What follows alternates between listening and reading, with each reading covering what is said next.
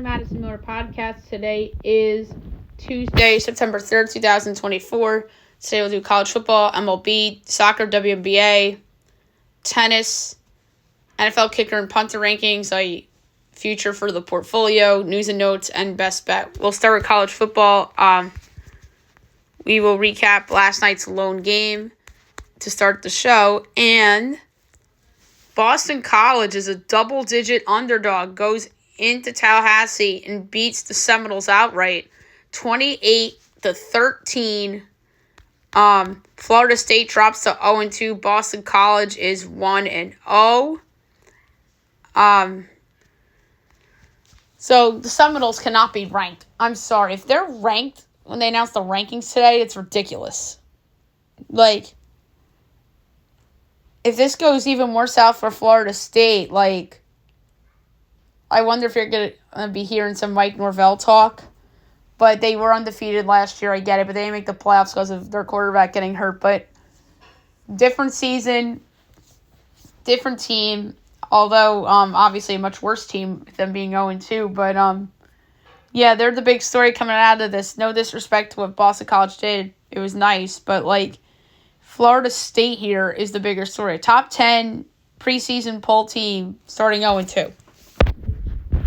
All right, now move on to baseball. We will recap the games from yesterday and look ahead to today's games.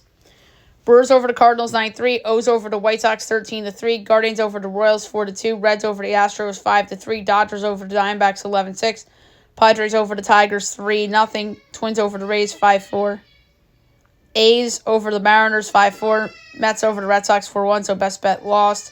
Pirates over the Cubs 5-3, and the Yankees over the Rangers 8-4. Garrett Cole left the game because of a leg injury. We didn't really hear much about that after the game.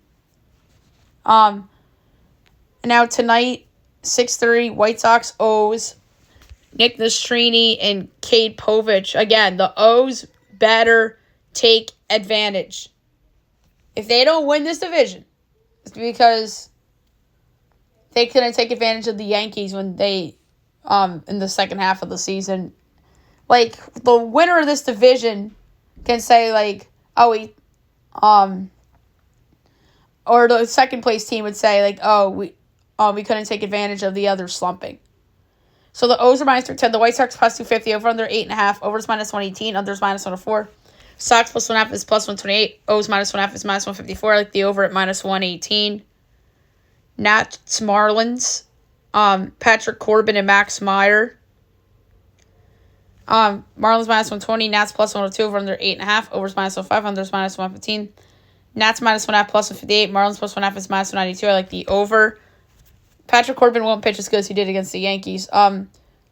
650, Twins, Rays, David Festa and Jeff Springs. Rays -112, Twins -104, over under 7.5, overs +102, unders -124. Twins -1.5, +158. Rays +1.5 is -194. Or -192. I'm going to take the Twins at -104. 7 o'clock, Phillies, Blue Jays. Tyler Phillips and Chris Bassett. The Blue Jays are actually favored over Philadelphia. How about that? -116. Phils are -102, over under 8.5. Overs -122. Unders even money. Phils -1.5, +150. Jays +1.5 is -182. I'm going to go with the Phillies at -102 to ride the ship a little bit. TBS, Red Sox, Mets, Cutter Crawford and David Peterson. Mets -132, Red Sox +112, over under 8, -110 each way. Sox +1.5 is -184, Mets -1.5, +152. I'm going to go with the under. David Peterson's pitching well. Mets are double digits over 500 now. How about that? Rockies, Braves at 720, Kyle Freeland and Chris Sale. Braves -350, Rockies +280, over under 7.5, overs -8, unders -112. Rocks +1.5 is +122, Braves -1.5 is -146. I like the under in that game a lot. 7:30, Guardians, Royals, Tanner Bibbe and Brady Singer. Guardians -116, Royals -02, over under 8, -110 each way. Guardians -1.5, +140, Royals +1.5 is -170. I'm going to go with Kansas City as a home dog, -102. Pirates, Cubs. Paul Skeens and Kyle Hendricks. Now the Cubs are over 500. Pirates minus 142, Cubs plus 120, over under 7.5, overs even money, unders minus 122. Pirates minus 1.5 plus 118, Cubs plus 1.5 is minus 142. Pittsburgh's only favored because Skeens is on the bump. The Cubs beat them with Skeens. Granted, their bullpen blew it. I'm taking it again, plus 120 for the Cubs. Cards Brewers, Steven Matz and Aaron Savali. Brewers minus 154, Cards plus 130, over under 8.5, overs minus 105, unders minus 115. Cards plus 1.5 is minus 162, Brewers minus 1.5 plus 134. I like the over in that game a lot. 8 o'clock, Yankees Rangers, Carlos Rodon and Andrew Heaney. Yanks minus 130, Rangers plus 110, over under 9, overs minus 102, unders minus 120. Yanks minus 1.5 plus 128, Rangers plus 1.5 is minus 52. I hate this pick. I absolutely hate the pick, but I have to do it. I'm taking Texas against the Yankees plus 110. Carlos Rodon, to me, just isn't good on the road or isn't good against teams that have good hitters. I feel like all of the games he performs well is against bad offenses like the Rays and teams like that. 9:30 Dodgers Angels, Walker Buehler and Reed Detmers. Dodgers minus 184, Angels plus 154, over under 9.5, overs minus 102, unders minus 120. Dodgers minus 1.5 is minus 136, Angels plus 1.5 is plus 105. I'm going to go with the over, but I don't feel good about it. Mariners A's, Luis Castillo and JT Ginn. Mariners minus 148, A's plus 126, over under 7.5, overs minus 122, unders even money. Mariners minus 1.5 plus 112, A's plus 1.5 is minus 134. I'm going to go with the Mariners on the run line, minus 1.5 plus 112, but I don't feel good about it. And then last but not least, 9:45, D-backs Giants, Ryan Nelson, TBD. D-backs minus 116, Giants minus 102, over under 7.5, minus 120 each way. D-backs minus 1.5 plus 146, Giants plus 1.5 is minus 178. I'm going to go with the over in that spot. So there you have it for baseball. Now move on to soccer. Today we have some international stuff that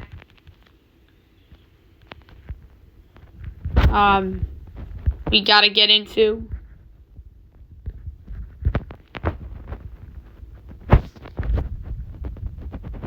So the EFL Trophy group stage, the odds aren't up, and that's okay.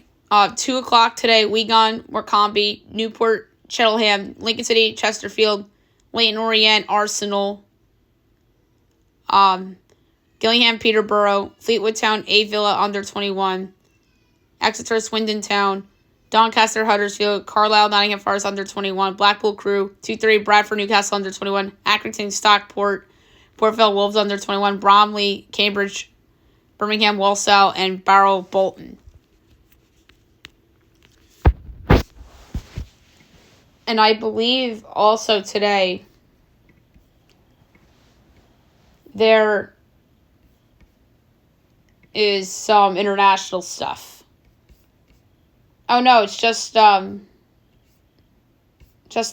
Okay. So only EFL trophy today. All right, WNBA resumes after getting Labor Day off. We have a couple of games. 7 o'clock, Storm Sun. The Sun are giving 4.5 totals, 158. I'm going to go with the over. That's a low total. 8 o'clock, Mystics Wings. The Wings are giving 5.5 totals, 174. Mystics getting the points. These two teams have the same record. I don't know the Wings are such big favorites. 10 o'clock, NBA TV, Sky Aces. The Aces are giving 13 total, 165.5. I'm taking the Sky, getting the 13. The Aces really haven't been so dominant this year, so I like the Sky to cover the Angel Reese. And Dream Mercury. The Mercury giving 2 total, 161. Atlanta's been the weird spread team, but I'm actually going to go against them here on the road. I'm going to take the Mercury minus the 2. So there you have it for the WNBA. Now move on to tennis.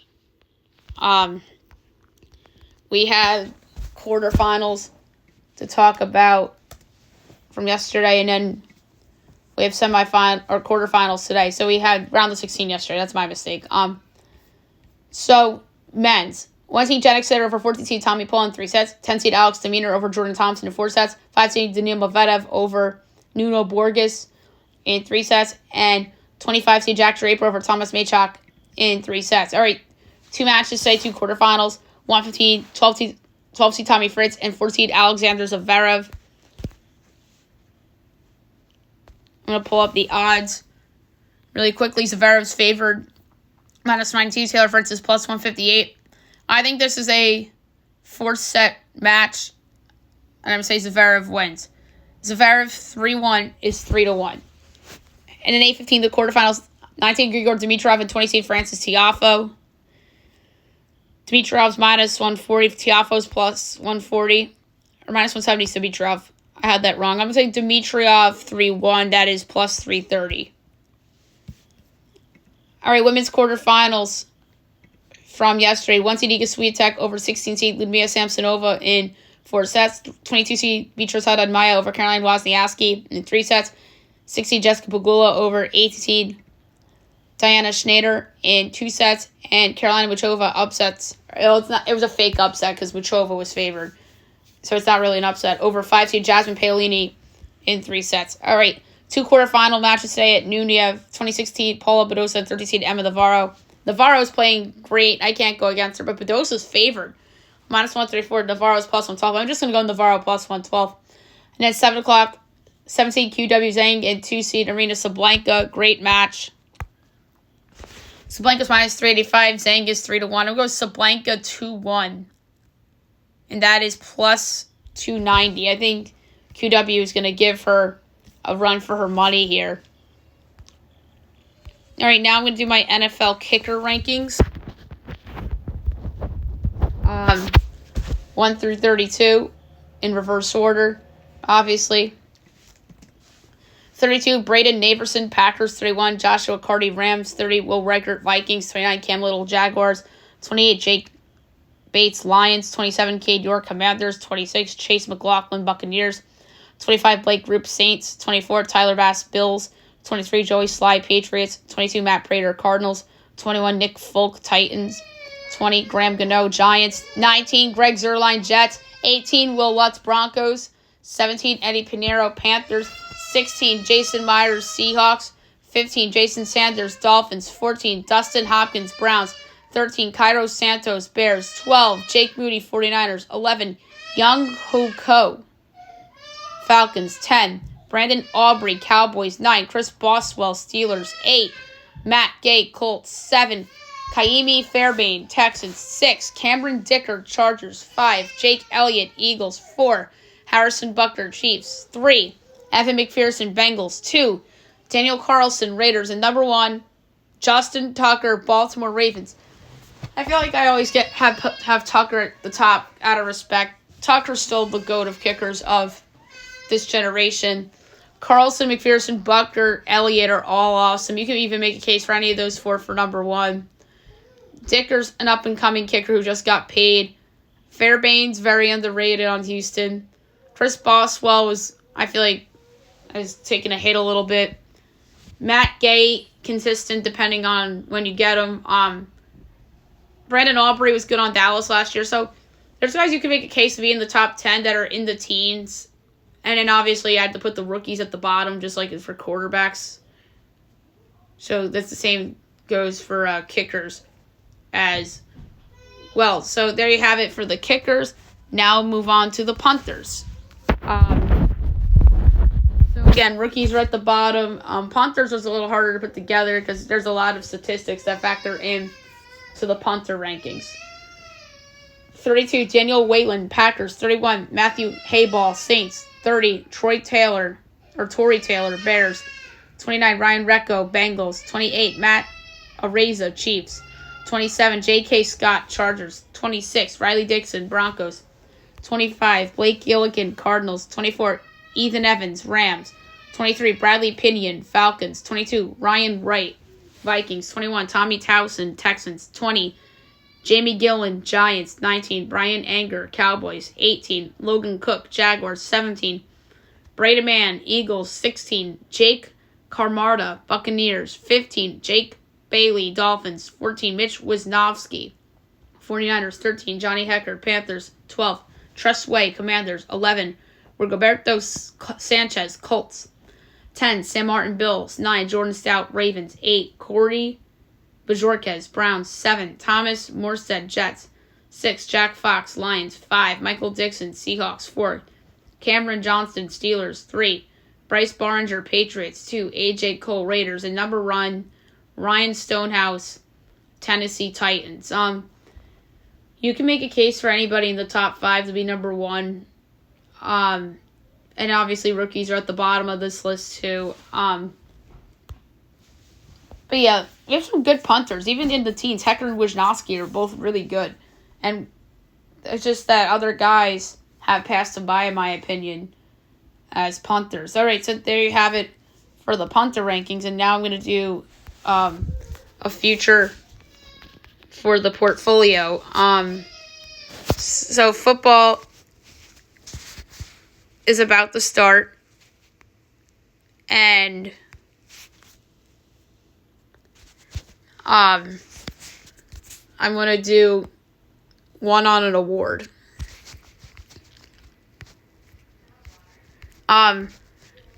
There's a player that I know I've bet on for this particular award.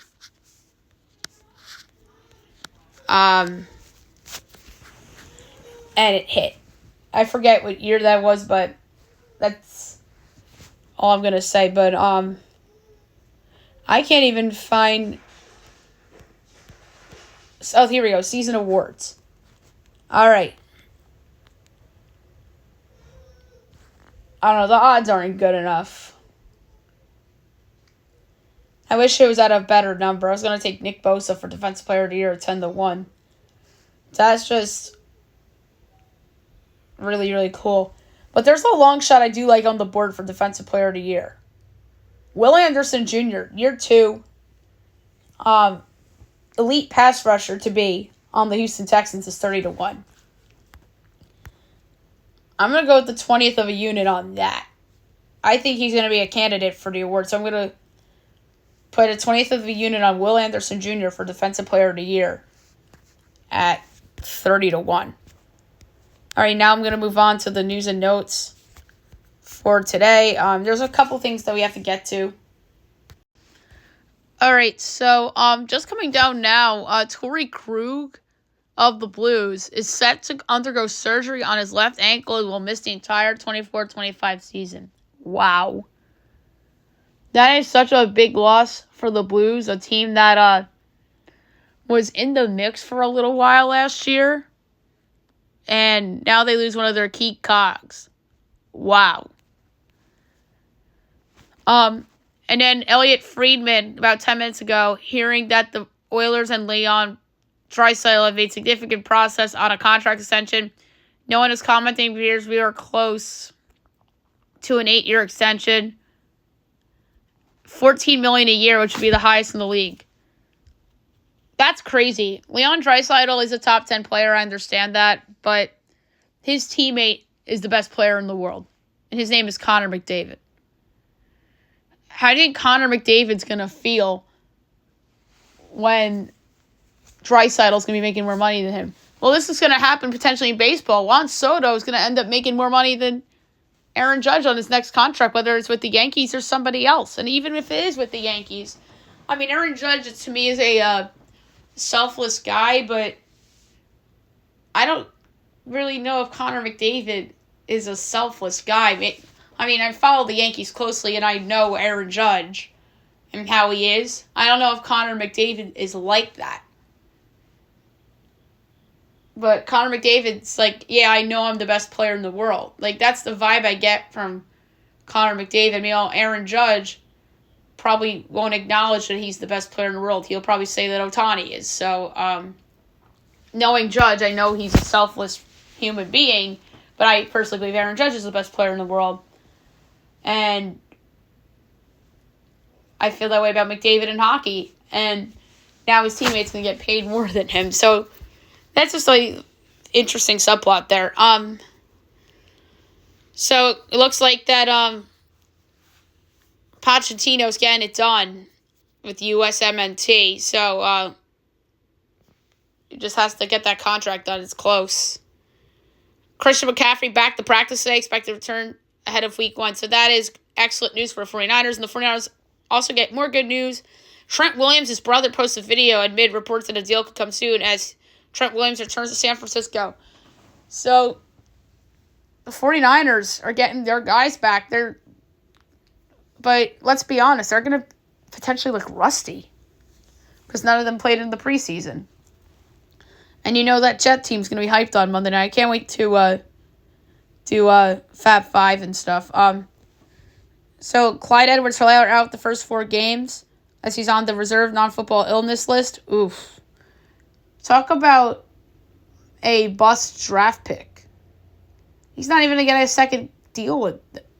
Like a second big deal with them.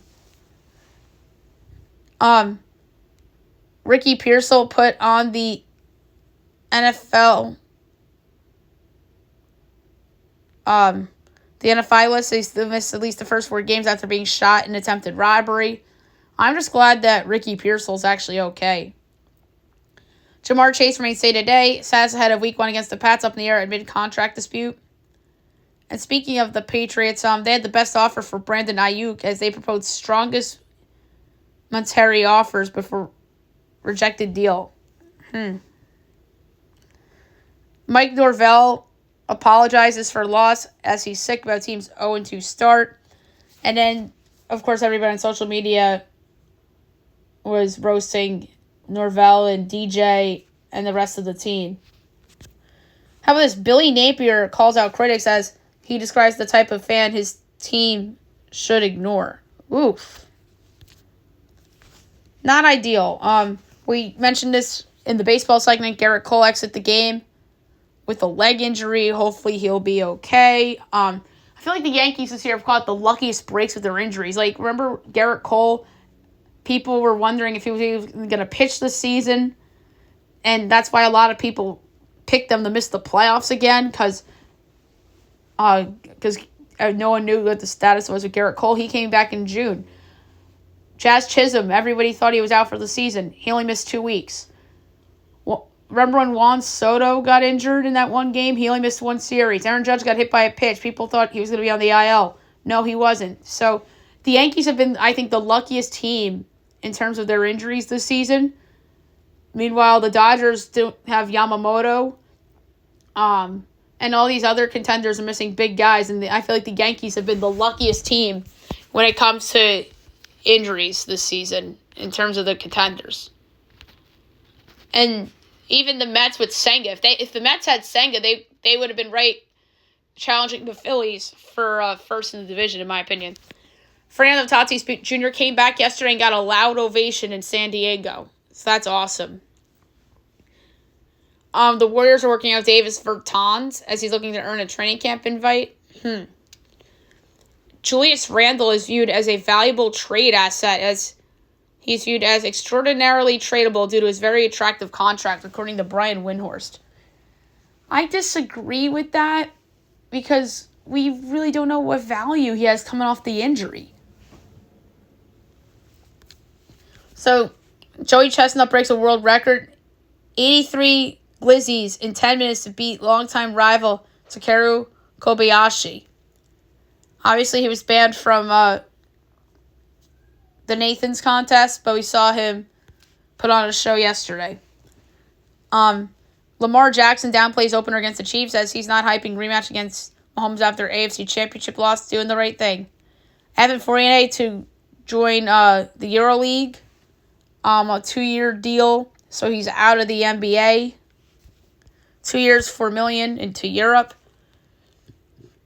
And then Lisa Leslie on the Rookie of the Year debate, she goes, I don't care what comparisons you make to both Angel Reese and Clayton Clark. The pressure and weight of this season has forever changed the WNBA, and both rookies rose to the top and exceeded all of our expectations. Take a bow. Well, in my opinion, it should be Caitlin Clark. Because she's on a better team than Angel Reese. Angel Reese has put up great stats, but she's 10 games under 500. Caitlin Clark has carried her team to a winning record to this point. She deserves the Rookie of the Year. Case closed. All right, so there you have it for news and notes. And last but not least, my best bet of the day brought to you by FanDuel. So, short show and did a lot. I'm happy about that. So, best bet. There's two I like a lot, and I'm going with the over in White Sox O's. I think the O's are going to put up a lot of runs again. So I'm going to lay a 20th of unit on over 8.5 between the O's and the White Sox. So there you have it for the show. I'll be back tomorrow recapping everything. Look at everything tomorrow. We do not have golf this weekend. We're going to get more into the soccer stuff on tomorrow's show. And then I have to do my top 100 players for the NFL season. Hope you guys have a great day, everyone.